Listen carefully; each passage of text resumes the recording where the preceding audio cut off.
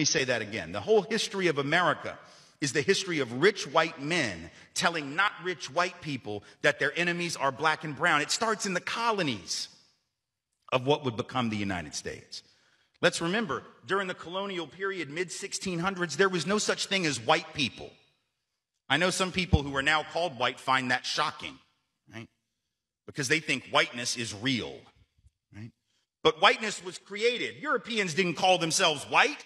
We didn't call ourselves white. We weren't all members of one big happy family. Are you kidding? Have you studied the history of Europe? The history of Europe was about killing each other. That's what we did in Europe. We just killed each other before we figured out there were other people to kill. We just killed each other, right?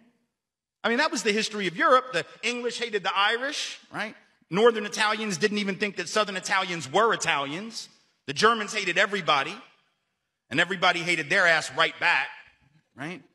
There was no team called white, no race called white, but all of a sudden, in the middle of the 1600s, there was. Why? Why was it suddenly necessary to create this thing called the white race? Well, because rich people can count, that's why. And so rich folks looked around, the ones that owned all the land, you know, in the colonies, the colonial elite looked around and they realized something, that they were heavily outnumbered by African enslaved folks, by European indentured servants, who were just one level above a slave, or other Europeans who weren't technically indentured servants, but they were still peasants, didn't have any money, didn't have any land, and they could do the math. They added it up, and they were like, damn, we got to figure out a way to split these folks apart from one another, or they're going to rise up and take our stuff, right?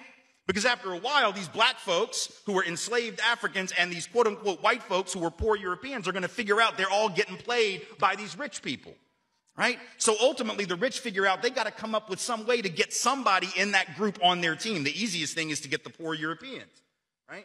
Because at least they look like you. They sort of share some of the customs and the culture. So they all of a sudden create this thing called whiteness, and they say, now you're part of the club.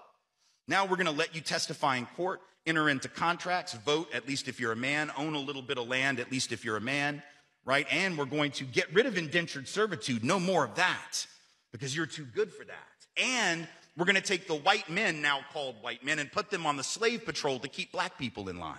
Give them a horse and a gun and a badge and make them feel big and powerful, right? They're still poor. They still don't have anything. They didn't pay the slave patrol well, right? Just exploited them, used them as a buffer between the elite and the other poor folks, particularly poor folks of color. And pretty soon, the rebellions that occasionally happened where black and white got together to overthrow the elite, those stopped.